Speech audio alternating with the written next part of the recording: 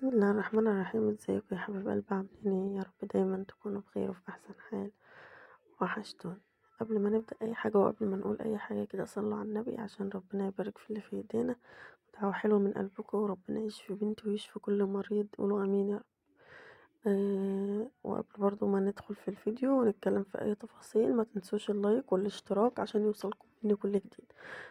اتمنى القناة بتاعتي تزيد في المشتركين، لان هي بقالها كام يوم كده بتنزل مش بتعلى. اتمنى كده ان انتوا تدعموني وتكبروا القناة، لان انا مش هكبر الا بيكم، وانتوا عارفين ان انا في احتياج القناة دي قد ايه. تعالوا بقى نخش بقى في الفيديو الجامد بتاعنا ده. عندنا عزومة ان شاء الله كده عند امي، فجبنا الفراخ هنقطعها وننضفها ونغسلها وتاخد راحتها كده، ده قبلها بيوم. نقطعها بقى، انا بحب الحاجة تبقى واخدة راحتها كده يعني تنقعها براحتها كده، لو فيها حاجة يعني لو فيها زفارة لو فيها أي حاجة بتنزل بقى في النقعة ديت، وبتيجي تطبخيها بتبقى حاجة جميلة كده وبيبقى لها طعم وبتبقى كده الشوربة رايقة وحلوة وزي الفل. لكن الحاجة اللي بتجيبيها تغسليها وتحطها على طول دي، ما العيال يوم قاعدين جنبي مستنيين الرجلين. احنا بنحب الرجلين، الناس تقولك ياعة ومش ياعة، وتيجي تبص تلاقيها عمالة تاكل فيها وبتجيب بالعشرة كيلو وتطبخهم، لكن احنا بنحب الرجلين عادي يعني. طالما بتاكلي الفراخ يبقى تحبي كل حاجة فيها. بجد الرجلين دي بقى لما بتسويها مع الشوربة وبعد كده تشيلها تحطها في شوية طبيخ، بتبقى جميلة، شوية بطاطس شوية لوبيا شوية أي حاجة، بتبقى حلوة أوي أوي أوي. أو لو دهنتي وشها مثلا، يعني لو دهنتي الرجلين دي شوية صلصة ودخلتها الفرن حمرتيها كده، بتبقى برضو روعة. هنا هي حاطة الكبد والقوانص، دي فراخ احنا شارينا، احنا ما عندناش مربيين دلوقتي. هي حاطة الكبد والقوانص كلها لوحدها في كيس اهي. هنعملها بقى نقطع عليها بصل وفلفل وكلام من دوت للعيال يتعشوا بقى النهارده. طبعا الحبايب كلهم متجمعين عند الماما، فاحنا هنمسك كده شويه بصل وشويه فلفل وشويه توم، طماطمتين حلوين كده ونعملهم عليهم عشان نحطهم مع العشاء. طبعا العشاء بقى كان كان عشاء، يعني احنا بنتغدى بالاكل التقيل، لكن العشاء بيبقى نواشف بقى. كانوا عاملين ملوخية وكانوا عاملين بطاطس وبتنجان وجبنة حدقة وفول معمول بقى بطماطم وحاجات جميلة كده. كانوا عاملين أكل مهرجان، ومع الكبدة ديت بقى كانت القعدة واللمة، يعني هما أساس الأكل. القعدة واللمة بتفتح النفس وبتخلي الدنيا فل وبتخلي الأكل حلو وكل حاجة طعمها جميل، حتى لو عيش وجبنة بتلاقي الدنيا حلوة. ربنا يديم الود ويديم المحبة ويجعل بيتهم مفتوح وعامر بالخير، ويجعلهم دايما يا رب كده إيه فرحانين ومبسوطين ومتجمعين في الخير، قولوا امين. هنا بقى الفراخ انا كنت بقطعها الفرخة 4 عادي، يعني ما شاء الله الفراخ دي اللي هي الفراخ القب. الفرخة صدر، يعني الورك تحس ان هو صغير، بس الصدر الله اكبر ما شاء الله مربع ولحمة كله.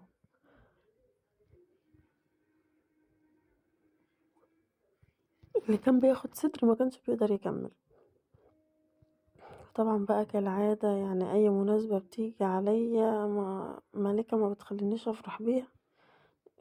تعبت وسخنت جامد والله بالليل، يعني في الليلة اللي هي تصبح فيها العزومة، يعني بعد ما نضفنا وكنا قاعدين كويسين، نضفنا الفراخ وقطعناهم وظبطناهم كده وغسلنا ونقعنا وروقنا الدنيا.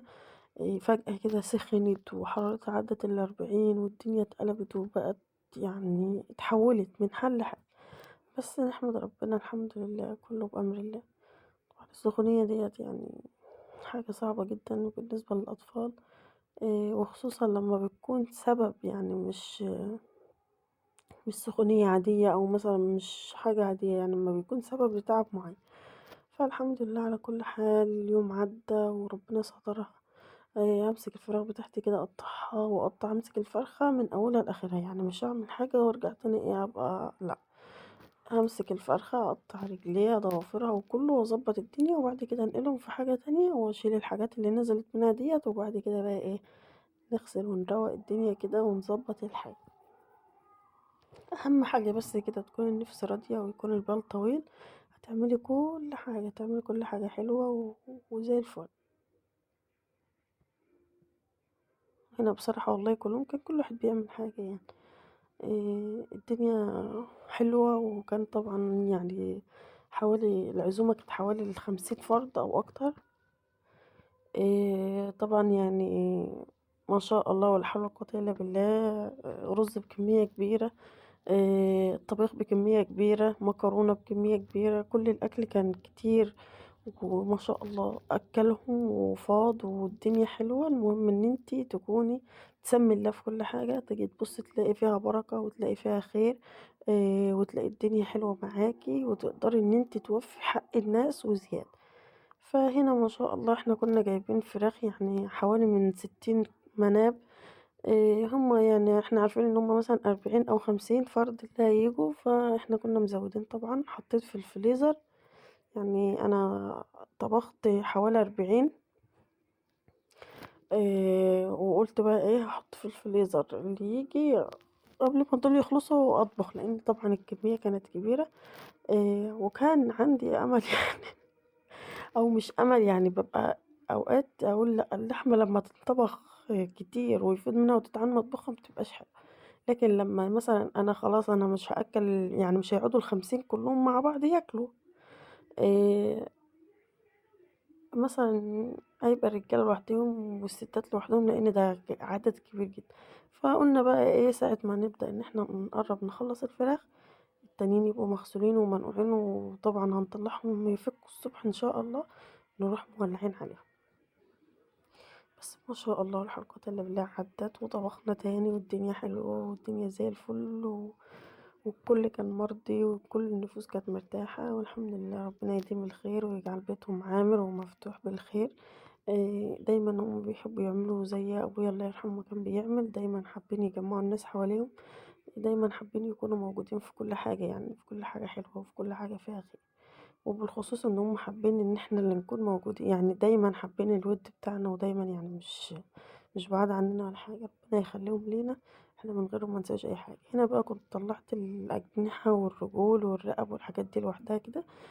غسلتها في شوية مية وحطيت عليها شوية مية برضو علشان ايه تفضل بيضة بياضها الناصع دوت ما لونها متغيرش.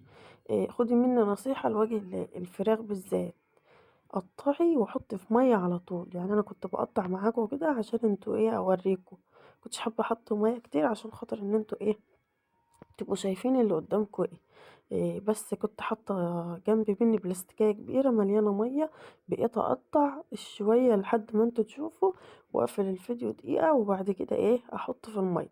هنا بقى تفضل الفرخة البيضة ببياضها الطبيعي، جسمها ما يحمرش من الدم اللي بيلزق عليها، تفضل كل حاجة كده واخدة لونها واخدة جمالها، وتلاقي فيها ايه البياض التلجي كده.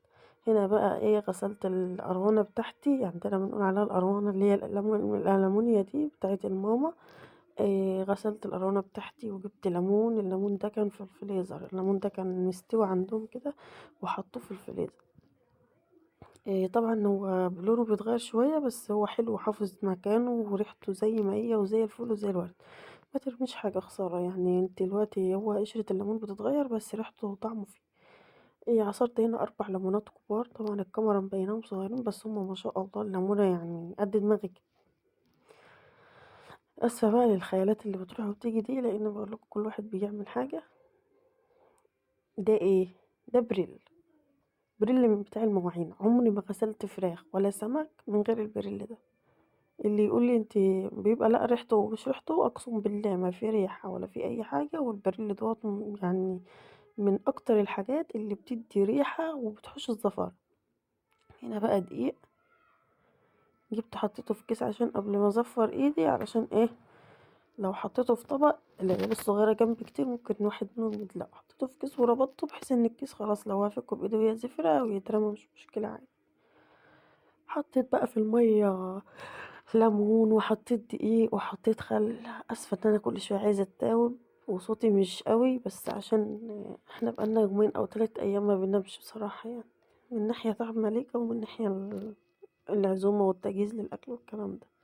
حطيت خل وحطيت ملح وحطيت ليمون وحطيت دقيق عشان بقى ايه يتنقعوا النقعه الجميله دي، وبعد كده نطلعهم بقى نشوحهم ونظبط. بس انا ما حبيتش ان انا اتوهكوا كتير، فحبيت الفيديو ده يبقى منطلق كده لوحده، ملوش دعوة بفيديو الاكل خالص. حبيت اغسل الفراخ واقطعها وانقعها واظبطها معاكم، وبعدين بنتكلم مع بعض كده.